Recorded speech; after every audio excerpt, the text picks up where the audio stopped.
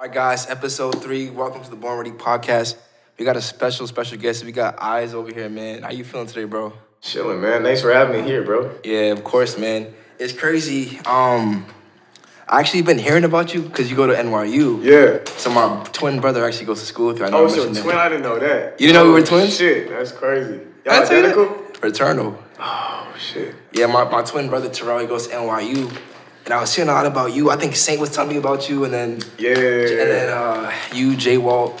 Yeah, So- yeah, that's my homie. That's my boy. So actually, what made you want to go to NYU, by the way? Yeah, like, it was specifically the program I'm in. Like, it's just a Yeah. 5 years program. So, like, as far as college was concerned, like, I knew I Yeah. wanted to do music, so I just needed to go somewhere that was going to help me do that the best. And that was just, like, program-wise. I didn't really care where that was. Fortunately, it was in New York, and New York's kind of lit. So that was good. Like, but it was also cool to get out of LA and be on a different coast. Oh, you're from LA? Yeah. Born and Word. raised out here. What part? Like Hollywood area. That's where I grew up, and then moved down to La Brea. Word. And like COVID, but yeah, bro. Born and raised. Yeah, my brother was actually telling me, is it called Tish? Yeah, that's the program. He was telling me about the music program, like he's saying, like for some of your assignments, like you guys just make songs. Bro, like all of my classes, like for the first 2 years, was all like online, just music. All just music classes, like studio engineering, like music theory. Like so you learn how to. I took music theory. Yeah, that was fun too. But like now I'm studying abroad in Germany. Oh yeah. And so that one I'm actually having to take like real educational classes that are not just music. Yeah. So that's been a whole different situation. And I seen y'all in Germany doing shows, going crazy. I seen on Instagram. How is that? Like just being in a totally different country and taking your music stuff out there too? Because I see you're doing the concerts. People are loving it. The girls are screaming this and that, whatever going on. I see it. You know what I'm saying? Yeah. I see what's going on. So how is that, bro? To be able to like take what you're doing here and still get the same love in another country? That must be crazy. Yeah, no, it was wild because like that was the first time I'd ever left America ever in Yeah. my life. So it was like one, I had to get a passport. That was the first difficult thing, and then actually niggas speaking a whole different language and me not even knowing anybody because like I've been for a couple years been in New York and then obviously LA my whole life. So I've been throwing events in those two cities with Roaring 20's our company, which we started out in LA, and then as soon as I went to college I brought it out there. Yeah. But like it was just a whole different thing because I didn't have no team, I didn't have nothing, so I had to just like build up a whole new sort of circle of people around me. What was the process of, because I feel the same way. Like I'm from Boston, came to Cali, starting to figure it out. Feel like plucked out, like you here with all your peoples, then it's like nobody. Then people don't really know who you are, and you gotta tell people like how was the process of pretty much starting over in a totally different environment and growing your name and building your name. How were you able to do that? Right. So like when I went out there, like I'm with other NYU students. There's like 100 of us maybe. Oh, okay. But then, it was like some foreign exchange type. Yeah, exactly. So we had a couple couple core people that I knew, but like not as much in like as the people that I was throwing events with in like LA or New York. But then my homegirl, Ania, she's also in the program. I was like, yo, I'm trying to throw an event out here. We got to do this shit. So she randomly met this nigga on Bumble. Bumble? That like this little producer engineer nigga, his name's Sammy, bro. Like he connected us with all these German, like local German artists, like some rappers, and some R&B artists. Oh, so it was turn have some German niggas in there. Exactly. So then we got their fans. Wait, they were speaking in their language? But yeah, they're like, Wiedersehen. I was like, man, I don't know that shit. That shit was going hard though. Yeah, and it was crazy because out there, overall, I guess it's in Europe. This is it's the only country I've been in Europe, but like they just appreciate art. Everything. Like it doesn't really matter, like in LA or really just in America overall. Like niggas is not gonna fuck with shit that is too different. You know what I'm saying? They need something a little familiar, but out there they love that shit. So like we had like guitar, like a rock artist, R&B artist. You know what I'm saying? Like all and people rapping in German, singing English, you know what I'm saying? Like mixing it all together. And then like we did that for the first week and it was just crazy. Like I didn't know none of these niggas. Like it was just a couple of my NYU friends and then like all these German people that just everybody's showing love. Yeah, and it was wild because the biggest thing when I came out there I was like, I'll need a venue because I don't know no space. I don't know nobody that's going. And you had to learn how to speak the language as well, right? Yeah, bro. Because like you know how to speak it. Let's hear something real quick. Man, real quick. Say my name is Iz. Whatever. Iz LaMarr. That's it. That's all I know how to say, man. Pull up on your girl and be like, say it again. Iz LaMarr. Hello, baby. That's it. Yeah, pull up on your girl like Iz Il Lamar Russell. Nah, that's Spanish. Bro, I be speaking Spanish out there too. It's like, that's the language I should know best. Yeah, nah, I know that shit. But yeah, no, like literally, every club I would go to was like, hey, do you ever do live music here? Ever do events there? Because also COVID out there is a lot more strict. Like, bro, I was walking around the grocery store with no mask, like the fucking security following me around, like it's like, no, you have to put that shit. Like niggas will really arrest you, lock you up for the littlest shit. I almost got arrested for not having a stamp on my train ticket. Now, like I bought the train ticket. Like the school paid for that shit, but then you're supposed to, like in New York or like on the subway, you don't gotta stamp it. You just, niggas just skip that shit anyway. It doesn't really matter. Because I know in New York, my brother was telling me, people be like hopping over the thing, but they be cracking down on you, tackling you, taking you to jail and all types of crazy stuff over hopping the subway. Niggas don't be hopping out there. Like it's literally just like every once in a while you'll have someone to come check your ticket. And like I've been riding the train for like 2 weeks, nothing. And then one day these like niggas in blue come through. I'm like, shit. Niggas going through the collective, they be collecting people. That shit was wild, but yeah, no, it's crazy. But how's the quality of life out there? I feel like being in a different country, like how is just in general, like just how does it feel to wake up and this shit just looks different? It's pretty wild. Like the one thing that was similar was like when I went into I saw like the first shopping mall or whatever. There was like, oh okay, there's the Zara, there's the Foot Locker or whatever. Like that felt familiar, but then everything else, like the pricing, everything's hella cheap. Like I'm 20, so there legally I can drink. For any purpose. But like the alcohol is super cheap too. Yeah. Like a shot would be $3. You got Casamigos? No, they don't even have Casamigos. They have like what is like the equivalent of Casamigos in Germany? I don't know. Casamigos, bro. I don't know. I had this one drink. It's called like the Berliner Luft. It tastes like fucking toothpaste, nigga. Like this shit, like doesn't even taste like liquor. It was wild. So nasty. Yeah, no, it was fucking weird. And they had this one called like Aperol Spritz. Like it's just a whole different. Like the quality is really good. Like the beer and stuff is much better. Isn't like chocolate good over there? Chocolate. My dad was in the military and he was in Germany. He was telling me that.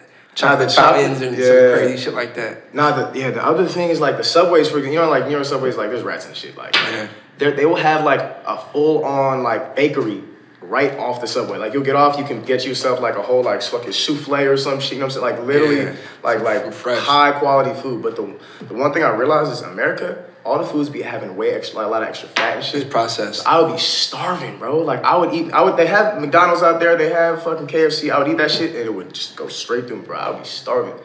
Cause like they don't fill you up the same way. They don't got the American fat. Oh, it's not processed. Yeah, exactly. So I mean, does it still hit the same? Like if I get some fries. That shit was, I'm not gonna lie, the McDonald's chicken sandwich they had there was crazy. Crazy? Shit was delicious. Better all over. Yeah, because the American ones is so saturated, but that shit out there was hit. Yeah? Bro. Yeah, get you some German McDonald's.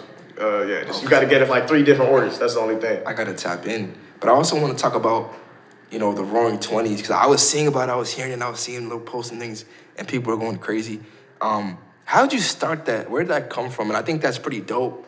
Just the whole concept Roaring 20's is just like, it's fire. But like, where did that all come from? And how did you start showcasing your own events? And I really like the fact that you're giving like artists an opportunity to pretty much express themselves and pretty much like being a young nigga, just like being in the entertainment, Cause it's lit cause like, it's a business too. You can scale it up and make multiple 6 figures hosting events and things like that, being on that side, as well as being an artist. So you're definitely business-minded. But tell me about like the Roaring 20's and how that kind of like transpired. Yeah, it's funny. It started like coming right out of COVID, like when everything was still shut down and started opening up. I was in New York at the time. I was like I was going and rapping on Instagram lives and shit. I was like, this is cool, but I don't like this. I day one I'm a performer. Like was doing on stage stuff when I was young, and then started performing my own shit. So I was like, you know what? I put up to Washington Square Park in New York, like 20 deep. Then like literally gather up every single person that was in that crowd. We put on a show, like brought a big ass speaker, and then just did that like 3 weeks in a row. I was like, oh, this shit's kind of dope. Like we just was making something special. Like it was it was free. Like it was nothing touching. It was just like us and me and a couple of my homies performing out in the fucking park. And it was like, oh, this is dope. So then I went back to LA for the summer. I was like, all right, let me do this shit for real. Let's get a venue. And then that's when the name Roaring 20 started. Yeah. And then it was me and a couple of my homies out here, and my boy Aiden, Eris Roman, my boy Weeby, and then a couple more. We like got a venue. Just through the first one, we did like 3 big ones. And then it was time for me to go back to New York. So then we all of us split up because we're all going different places. So I took the name Roaring 20's to New York. Yeah. And then that's when it really started launching out there, and we put all my homies in Clive at NYU, like really getting them back out there. How nerve-wracking was it? You know, and it's dope too because I actually saw some of your Instagram posts and I see you really like outside performing, like, and a lot of people are afraid to really get in the field. Like, and my brother was telling me like, yo, like one of the best ways to pretty much practice and see how you are live is just go outside, perform, and even one of my boys is like, yo, just get a mic, get a speaker, perform, and see what people think about it. Yeah. You know, because how are you able just to do that? And just do you just like no fear? Man, like for me, it's a privilege to be able to perform, bro. Like I've had to fight just to be able to perform one song at like a party or something. You know what I'm saying? Just because like niggas like, we're not trying to have that. So anytime I get an opportunity for myself, it's a blessing, and to be able to do it for other people, bro, that's just a gift. Like I'm just grateful to be able to do that. That's next level, bro.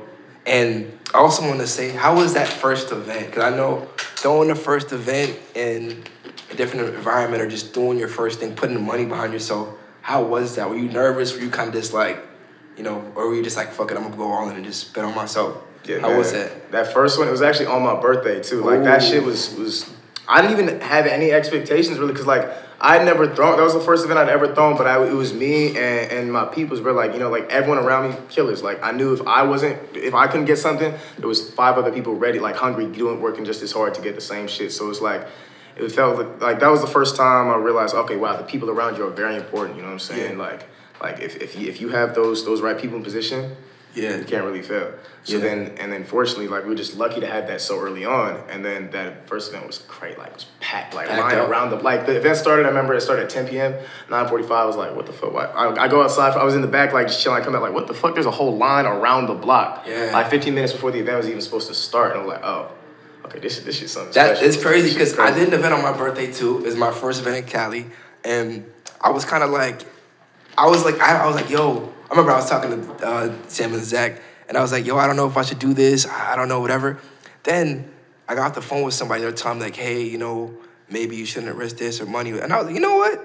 I'm going to fucking do this event. I'm going to do this. Like, I'm going to put my own money behind myself because I'll be fucked up at the fact that I didn't do it. You know what I'm saying?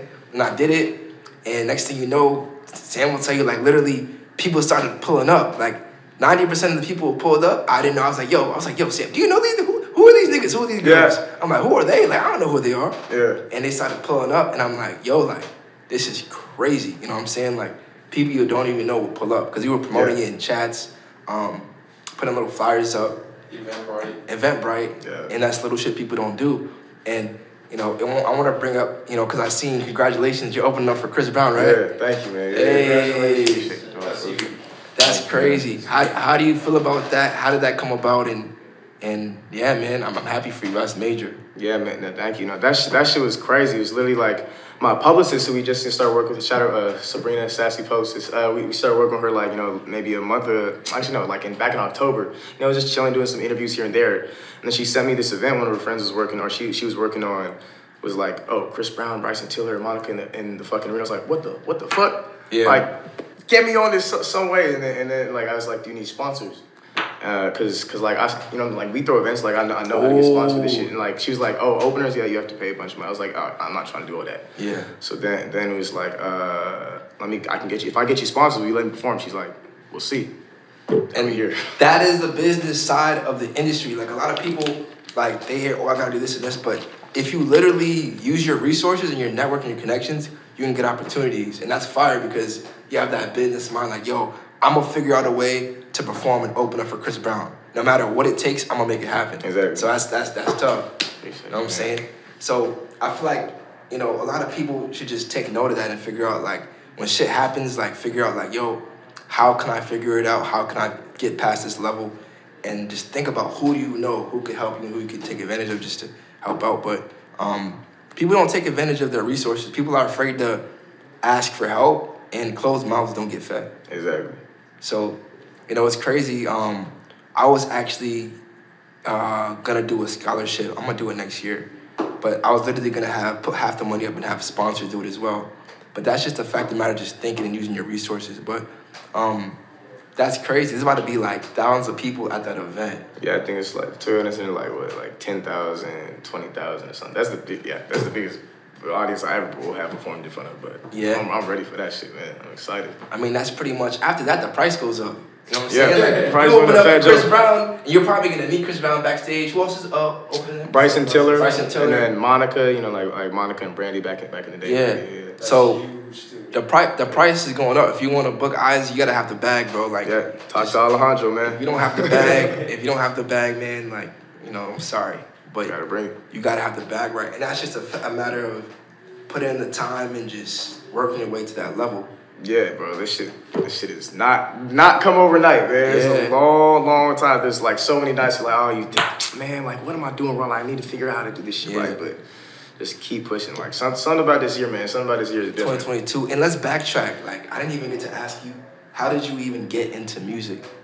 Yeah, bro. So, like, I started playing, like, guitar and piano when I was, like, 8 or 9. Yeah. And then I started, I was always a performer. Like, I was doing, like, musicals and stuff in like middle school since I was, like, 5. And then when I started playing instruments, I started writing my own songs. So, like, performing my own shit is a lot more fun than performing some shit like someone else wrote. Because, you know, like, it's coming from me, and then I can use it to relate to people and, you know, better their lives through it. Like, just giving them that experience, sharing it with them.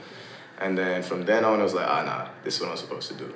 So, like, when was your first performance? How was that? Of my own music? Yeah. Damn, I'm trying to think. It was probably at some, like coffee house, like, little talent show thing at like, high school. Yeah. And then, I'm trying to think, because, like, it was really, I don't know, it's just, every performance is just, it's a privilege for me, man. Like it's like if I get to be on stage and just express myself, be like my truest form of myself in front of people, like, I'm grateful.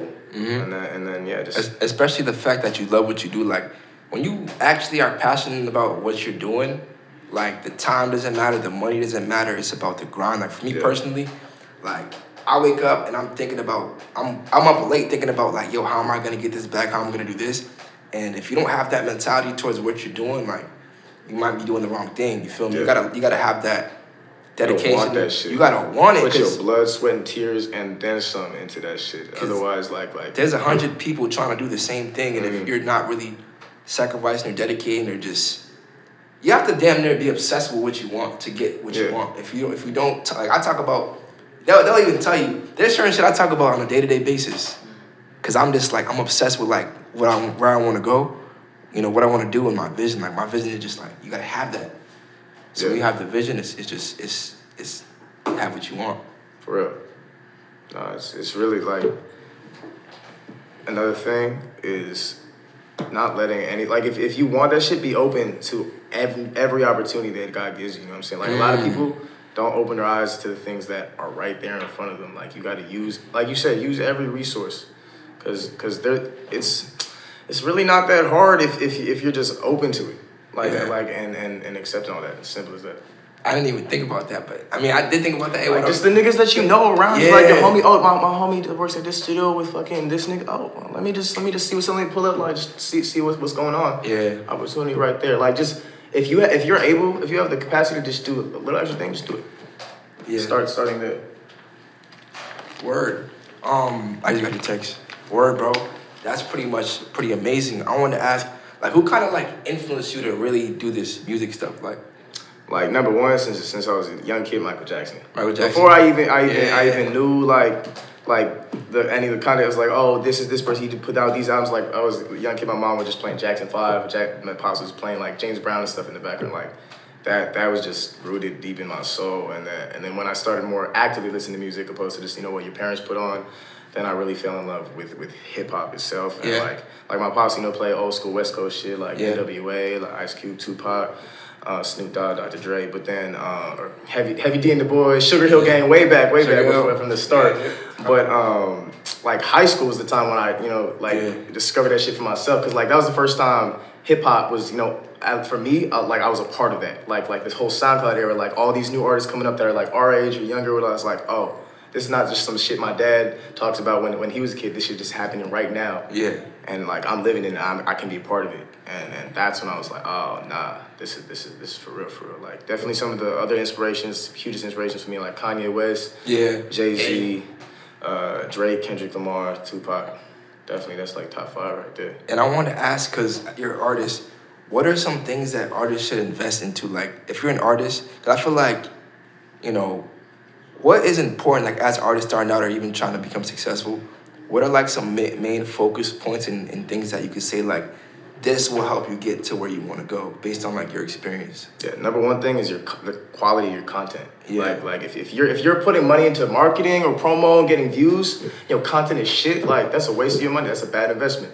Start from the very bottom, ground up. So like, what is the thing that why are you here? Oh, I love making music. All right, make some dope fucking music before you even like need to really focus on like put out as you make it, but like really just like cycle through like what your sound is. Why are you doing this? Like if you don't know why you're doing something, why the fuck would you put money behind it? Why would someone else put money behind it? Why should people care about what you're doing? There's like now more than ever, there's so many people doing this shit.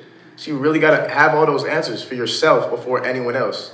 And because like niggas gonna like you gonna be interviewed, you gonna be on podcast. Like if I didn't know what while I was doing this shit, like niggas be look like this nigga funny. Like what? Like why am I here? It takes time. Like you know what I'm saying. You got to find that shit first. Invest in like maybe some studio time, some studio equipment just to record and learn the craft, and then put it into marketing.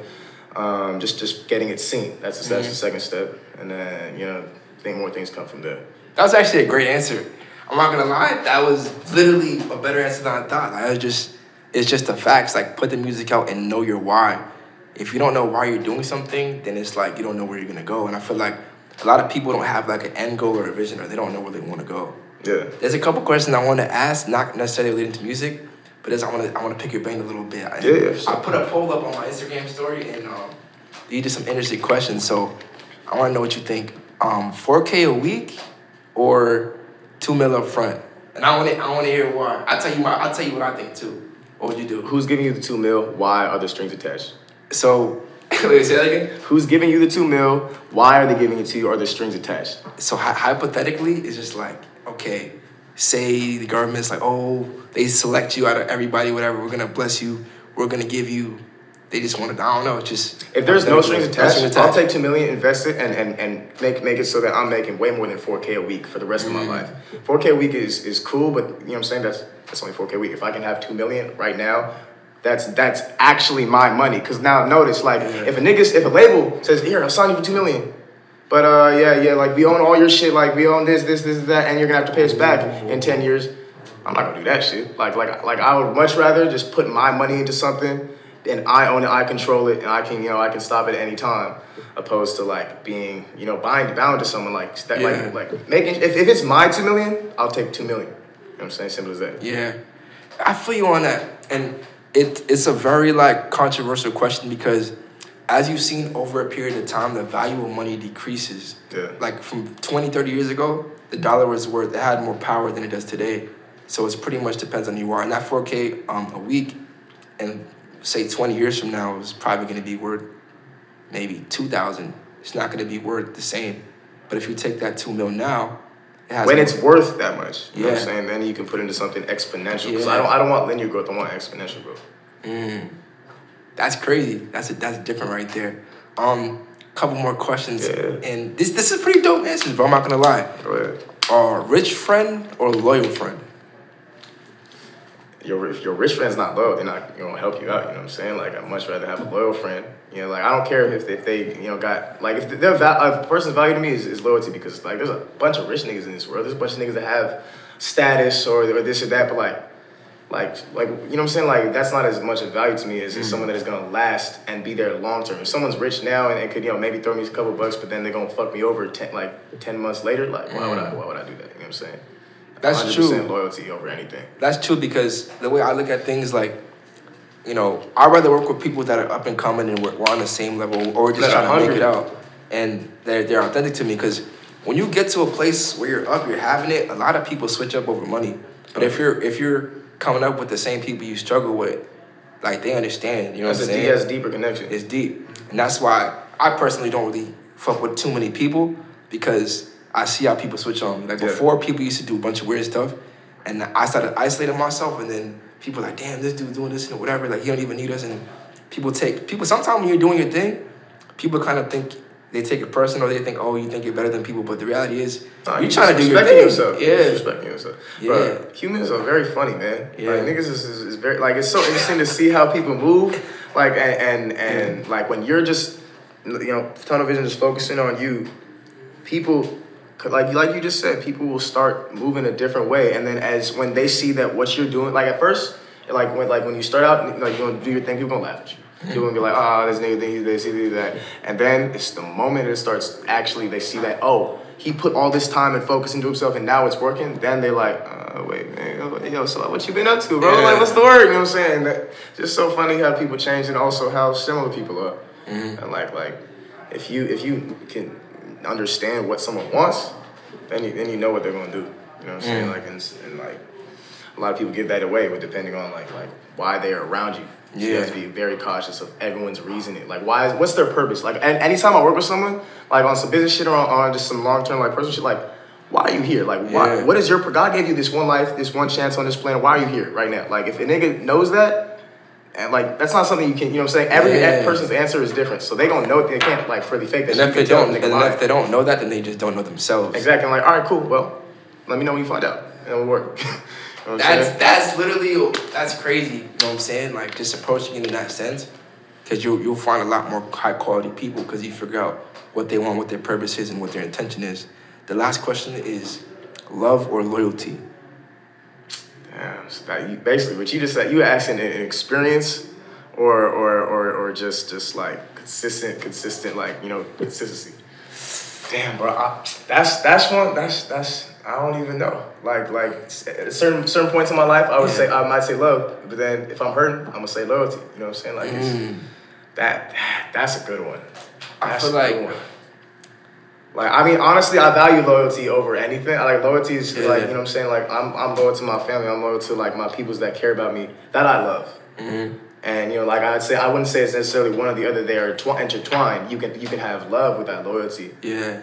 I don't know. I don't know if I would say if you can have loyalty without love. Like, you know what I'm saying? It's a different type of love. But you can, you know what I'm saying? Like, those go hand in hand in a certain way. That's a good fucking question, dude. Because that's a good one. I've been thinking about it. I put a poll up and people were telling me different answers and whatnot. And to be honest, me personally, it depends because I've been in situations where, you know, I see one thing or feel one thing or whatever. And that's the hardest question. I feel like most people said loyalty. Yeah. And I feel like loyalty is important, but if there's no love involved, if it's not there's authentic, no love in your it's life. Like part of life is a risk. Yeah. And love is a risk. You know, that's opening yourself up, that's being vulnerable, and like your life, you're gonna be missing parts of your life if you don't do that. Yeah. So I would not want to live a life without love. Yeah. I wouldn't want to live a life without loyalty to some extent. So if you had to choose one, what are we going with? As just a human, just wanting to have a great life, love. Yeah. As a business person, loyalty. So there's two different lives that you could choose. You know what I'm saying? That's red pill, blue pill type shit. Like. Yeah. Yeah. So. I feel the same exact way. I feel like loyalty is everything to me. At the end of the day. Yeah. Loyalty is one of the most important things. Because if you can't trust nobody, like that's the thing. Everybody I'm around, I have to trust them like damn near with my life. If I can't trust you with whatever, it's just like, you know. But I have a couple more questions. In-N-Out or Cane's? Please be careful, man. When I say my answer, don't take it personal. But go ahead. I'm waiting for you to say. That's great. Like I've been like spending a lot of time not in LA. The first thing I do get when I come back is In-N-Out. I will tell you that. But here's the thing. As far as quality food, consistently it's gonna be Cane's. Cane's has quality food, man. I'm gonna say that. Cane's. Yeah. I don't know why. And I'm not trying to bash In-N-Out. I just don't like In-N-Out. I'm just gonna leave it at that. I don't know why. Damn, see, like I think it's overrated. That's just my personal opinion. It's East Coast thing, so I think it's the same. That's true. Cause I forget. You not know LA. That's why. Yeah. Because like In-N-Out is just in my soul, bro. You know what I'm saying? That's just like it's a cultural thing. It's a cultural thing. Shake Shack, yeah. See, I'm gonna have to disagree with you there, man. Like Shake Shack, cool. Shake Shack got good quality you got fries and shit, but you got Chick-fil-A over In-N-Out? No. Okay. Nah. Okay. I want to meet you. But the very last question, man, is what is the outlook? What are you looking to do in 2022? You know, what's next, man? In 2022, what are we gonna do? What are we gonna see you doing, man? Like in a broad way, just continuing to elevate myself in every level. That's on a personal, as just me as a human. That's on a business side. That just overall, and as an entrepreneur, and then as an artist, like I'm gonna make the greatest art of my life right now. Like that's like I'm doing that every day. Every time I make some shit, every time I push it out, I can honestly say that is the best shit I've ever done. And the next thing is gonna be the better than that. You know what I'm saying? That's what I'm doing for myself this year. I actually fuck this year ever, always, consistently. Are we gonna see you like modeling and acting too, or? Yeah. I'm assigned to. I feel like I can see you on like some Netflix shit, bro. I really can see it, bro. I think you should tap in. Yeah, we've been working on that. Got some stuff coming. Yeah. Yeah, pretty soon. We'll see. Appreciate it, but hey guys, that concludes the episode. Like, comment, subscribe. I'm gonna send links to his stuff, his music, and yo guys, tune in. We're going crazy. Sheesh. Thank you for having me, man. No doubt. Appreciate you. That was lit. That was fun. That was good, bro. Y'all had some good questions, bro. Y'all had some good questions, bro.